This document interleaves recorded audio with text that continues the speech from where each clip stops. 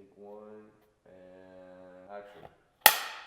Welcome to another episode of Overrated, Underrated. Now, I posted one of these videos a couple weeks ago. It was a big hit, so we're at it again with episode number 2. So today's topic is on glute training by big booty influencers. Now, as always, I've got Alex with me. He's gonna roll off the questions and I will tell you whether I think it's overrated or underrated and offer my explanation. Okay, Alex, what's first? Squeezing glutes at the top of a squat. Squeezing glutes at the top of a squat. So this is a very common question I get. People want to know my thoughts on the topic, and it's crazy. It's a very volatile topic in this industry. Like powerlifters, they get so mad when they see squeezing the glutes at the top of a squat. It's like very offensive, like it activates this visceral rage. And here's my take. I see no problem with it. Now, I wrote about this in Glute Lab. In theory, if you squeeze the glutes too hard and posterior pelvic tilt too much, like you totally tuck under and you look like a dog going to the bathroom because you posterior pelvic tilted so much, then you're increasing injury risk to the lumbar spine. Same thing if you just push the hips forward too much by squeezing the glutes and you hyperextend, that also increases injury risk to the lumbar spine. But as long as you don't overdo it and you just squeeze the glutes, it's fine. And it could actually be beneficial, and here's why. I used to train at this powerlifting gym in Tempe back when I lived in Scottsdale. It was called Revolution Training, and there were some really strong people there, but a couple of the lifters would squeeze their glutes really hard and then descend into the squat. In fact, one got red lighted for it, and the judge told him, you can't have any counter movement, so squeeze the glutes but don't move, don't have any movement associated with it. But I always tried to think, why does he do that? Does it help him? And theoretically, it could offer some sort of post-activation potentiation benefit. Like maybe by squeezing the glutes really hard, then descending into the squat, maybe somehow they're potentiated and you end up using them more out of the hole. I mean, who knows? This was like 5 years ago. A lot of people were doing it. A lot of powerlifters were doing it. And then the trend kind of faded off. So I'd like to see these same dudes yell at the powerlifters when they used to do that. But these were some strong dudes. I don't think anyone would talk smack. But when the fit females do it, it's enraging. Now, in a recent video I just made on band burnouts, I mentioned my buddy Jem, Aaron. He used to have all his girls squeeze their glutes on everything. On the top of a squat, the top of a deadlift, freaking every movement they would do, they'd squeeze their glutes. And here's the deal. He trained a ton of top 10 bikini Olympians. He trained a lot of high-level women, and some of them had radical glute transformations. So you're gonna tell him he was doing it wrong? Maybe he was doing it just right, and we should all take notes. Now, I don't have my clients squeeze their glutes at the top of a squat because I have them hip thrusting all the time, and they're always squeezing their glutes at the top of a hip thrust. So I just say, focus on squeezing your glutes during exercises that are the hardest at lockout, not exercises that are hardest at the bottom. For example, at the top of a squat and a lunge, it's unnecessary. The glutes are kind of unloaded at lockout. They're needed as you go deep. They're not needed at the top. So the glute squeeze could just be irrelevant. Nevertheless, it's not gonna hurt anyone. If you wanna squeeze your glutes at the top of a squat, go for it. This is gonna piss some people off, but I'm gonna go with underrated. Hovering off the seat during seated hip abductions. All right, chances are you've seen this on social media, and I don't think I've ever seen a guy do it, but you do see this with a lot of the female influencers. You'll see them doing seated hip abductions, but they're hovering. They're not sitting on the seat. They're kind of in a squat. In fact, now a couple of manufacturers have caught onto this, and they offer hip abduction machines with no seat, so you have to hover. Now, in theory, this is gonna increase glute activation because you're kind of like squatting and doing abductions at the same exact time. And some of my clients like it more. Like my client Larita, that's her preferred way of doing them. I tried it that way and I didn't like it. I like just sitting on the seat more. And there's lots of options. You can lean back, you can be straight up, you can lean forward. We do triple drop sets. We do enhanced eccentrics off the seated hip abduction machine. So I just see the hover method as a viable variation that you can do, and I see nothing wrong with it. Give it a try, see if you like it. I see the bros bashing this movement, and I don't see why. I say underrated, 2 thumbs up. Step downs off the chin or dip station. Step downs off the chin up dip station. Now, this you've probably seen in the gym. You're wondering, why is she using it? You want to use the chin up dip station for assisted chin ups or dips, and there's some booty influencer on there using it to perform step downs. She's pushing her leg down. I thought this was the dumbest looking exercise. I thought, what a waste of time. You know, it's not gonna be as effective as step-ups. Step-ups are a closed chain exercise. These step-downs would be an open chain exercise. If you're fit, you're probably not gonna be able to use enough weight for it to be effective, but I actually gave this a try and I was wrong. I love these. I thought I'd hate them, but especially if you get good at them, you get in a little groove, you will feel it working that glute. Step downs off the assisted chin-up station, underrated. Sideline single leg presses. All right. You have to have seen this in the gym too. And again, I don't see bros doing this. Bros stick to the basics. You'll see a lot of booty influencers, they turn their body to the side and they do the leg press, the single leg press, but they're turned to the side. Now, I thought this was so stupid too. I'd look at it and be like, why in the hell would they do that? But I gave this a try too, and guess what? I liked it. It's hard for me to get into position because I'm just a big oaf. But off the unit I used, it was kind of nice because it's like I had to abduct as I came up. It felt like it was a unique path and I felt it in my glute a little bit more. Now, I'm gonna still stick to just your regular single leg press facing forward, but if you try side lying and you like it more, stick with it. I say underrated. Raising the non-working leg during step-ups. All right. Raising the non-working leg during step-ups. So you'll see this all the time. You see bros and women doing this. They're doing a step-up, and when they get to the top, they lift the other leg up into like a high knee raise. Now, this isn't necessarily increasing the work on the opposite glute.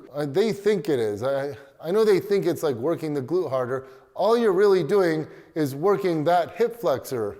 You know, you're doing a leg raise to work the opposite hip flexor. But I actually like this tactic, and here's why. One of the ways that people cheat during a high step up is they kind of propel themselves up, giving themselves momentum, and then they catch themselves before they lock it out. They catch themselves with the non-working leg, and then they stand up like a little quarter squat. So by not touching down and raising the leg, you make sure that all the work is done on that one leg, and you don't end up catching yourself at the top and making it kind of like a bilateral movement. It's all unilateral. You're all on one leg. So I'm gonna give it underrated. Kickbacks off the Smith machine.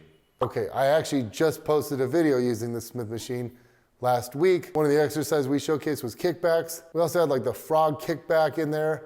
This could be included in that. I don't like these. I don't like them much. I just can't get into them. They don't feel right for me. But I think it's really important as a trainer to talk to clients, talk to other lifters, have a big network. Don't just judge your entire opinion of an exercise based on how you feel, because you might have a unique anatomy that causes you to really like an exercise or really dislike an exercise, and you may not conform to the masses very well. And some of my clients really like these kickbacks, so they're not that popular. I would say properly rated. Hip thrust off the leg curl machine. Hip thrust off the leg curl machine. When I first saw these, I thought they were so dumb. You know, how are you gonna even have enough weight? How are you gonna have enough resistance? You put on the stack, is that gonna be enough? You know, I have some of my clients hip thrusting 500, 600, even 700 pounds. How is a 200-pound stack gonna give them ample resistance? But I actually gave it a try, and boy, is it smooth. The resistance curve is just nice and smooth. So if you're a beginner, you can definitely use it. And even if you're advanced, you go nice and controlled, do a pause. If it's too tall for you, put your feet on a step so you can use more range of motion, but they felt good. If you do them for high reps with a little pause at the top, you will feel your glutes burning big time. These are underrated. Kickbacks during the stepmill. Kickbacks during the stepmill. Now you see this all the time. Someone's using the stepmill for cardio, and each time they step, they take a step forward, they step up, and as they step up, they kick back with the opposite leg. And in theory, you're going, they're just doing a body weight kickback. How could this be effective? But like I said with squeezing the glutes at the top of a squat, I mean, is it hurting anyone? Now you could say there's no resistance, it's just a body weight kickback, but if they squeeze hard, maybe they develop some tension in there, and maybe there's some sort of post-activation potentiation effect where you end up using your glutes more during the actual step-up process. So a case could be made whether they're good or bad, but I'm gonna go ahead and rate this overrated. Minibands during the Stairmaster. All right, Minibands during the Stairmaster. So you can kind of just say Minibands throughout life. You'll see people wearing Minibands all the time during different exercises. But yeah, you see them during the stepmill, and you might think, oh, that's no big deal, but it makes it so much harder. Like after a few minutes, you're dying. I mean, you just put the Minibands around your knees and just hang out for a while. Just, walk and get a drink, walk back, walk around doing exercises, and you'll start feeling the glutes burning like crazy. So yes, it makes you feel your glutes more, but I think it's constant, it's relentless, it's aerobic. It's not anaerobic. I don't think it builds the glutes. Overrated. Squatting during lateral bandwalks. Squatting during lateral bandwalks. I prefer doing lateral bandwalks upright, and this is going to target the upper glutes more. When you do them real squatty, that's a different type of movement, and I like using bands to target the upper glutes most of the time, not necessarily trying to do squatting motions with it or make it harder. So if you do this as a variation, that's totally fine, but most of the time I do want you more in the frontal plane, more upright, so I'm going to go with overrated. Lateral lunge off the Bosu ball. Okay, picture this. You're standing on the Bosu ball, dome facing up, and you do a lateral lunge off of it. And the theory is because it's unstable, the glute's gonna work harder as a stabilizer. Guess what? Here's the deal. You'd actually work your glutes harder if you stood on flat ground on a stable surface and actually used dumbbells with it. There are some situations where unstable surface training might be beneficial, but not when you're trying to grow your glutes. Keep it stable. Overrated. Circuit training for glutes. Circuit training for glutes. Let me tell you a little story. When I first started up Glute Lab San Diego, my glute squad sessions were giant circuits, and the clients loved them. They were legendary. I'd have 30 girls at a time there, a lot of them being bikini competitors, and they loved it. Their glutes were burning. You got all the variety you wanted. You were sweating, heart rate going crazy, and guess what? It didn't work that well. One day I was watching one of my clients doing lunges off the lever squat machine. So he's doing lever reverse lunges. She stopped the set and I was like, I bet you she could have done 20 more. I mean, bottom line, she wasn't even going close to failure. So you're doing a hard workout in total, but nothing's really that challenged for the glutes. This is aerobic in nature. Aerobics don't build the glutes. Cardio is not that good for glute development. Massively overrated. Band burnouts for glutes. Band burnouts for glutes. Interestingly, I just posted a video on this exact topic a week ago, and I concluded that they are beneficial, but they have to be done a certain way. You don't do 8 straight abduction movements. You're going to alternate between hip extension and hip abduction movements. When they're done that way and you keep them to 2 to 3 minutes, they are underrated. They work well. Plyos for glutes. Plyos for glutes. Okay, you see this all the time, and it's not really plyos. Plyos are for athletes, and the goal is to increase your explosive power. The way most fitness people do plyos is really just jump conditioning. You're just doing conditioning work with a lot of jumping. You're not increasing your power, you're just kind of increasing your power endurance. But you're definitely not building the glutes. Plyos are not as effective for glute development as straight up weight training. The tension is high, but it's too fast. You need a longer contraction time to develop maximum force in the muscle. Therefore, they are overrated. Gimmicky gadgets for glutes. Gimmicky gadgets for glutes. Obviously, I gave the answer away in the title. It's gonna be overrated, but I wanted to name some examples of these. I don't even know the name of this thing. I bought it, it's at Glute Lab. It's this little thing that you squeeze your butt, you put it in between your thighs, you squeeze your butt. It didn't even work at all. Like, me and my clients all felt our glutes working more when we just did it with body weight only. We just did body weight glute squeezes when we didn't have the contraption on. This thing looked cool in theory, but in reality, it didn't pan out. Another gadget I see lately is these BFR bands. There's actually a study supporting the BFR band, but I'm still not convinced. I still see them as a gadget. I like blood flow restriction training for the muscles distal to the cuff, like biceps, triceps, or quads and hammies, just not glutes. You can say this for all the infomercial type products. All these electric muscle stimulation devices, and these crazy looking things that you squat on and it assists you with it. Just squat. Or these glute bridge or hip thrust machines that offer very little resistance at the top. They have crappy bands that you only feel at the very lockout. Those don't work well. Save your money. Overrated.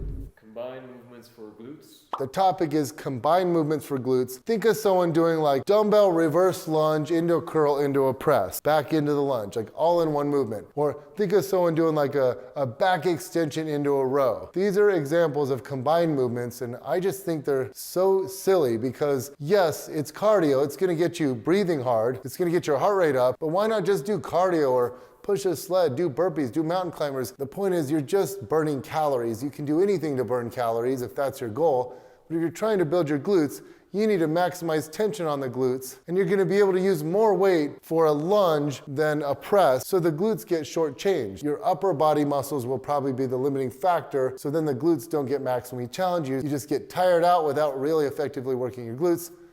Overrated. If you watch this video, you were probably initially expecting me to bash all the booty influencers and attack their methods, but I actually validated some of them, and these influencers have caused me to try some things that I wouldn't have tried on my own, which I'm thankful for. A good scientist is always skeptical, but also open-minded. You gotta try things, you gotta experiment with things and form your own opinion. But I think some people like to hear what I have to say because I have a PhD and I've been studying the glutes for so long, so it's always nice to hear a scientific explanation. All right, that's a wrap. Until next time, I hope you enjoyed the episode. Don't forget to hit like, give it a thumbs up, leave a comment if you want further explanation, and please make sure you're subscribed to my channel. I've got a lot more to come in 2021.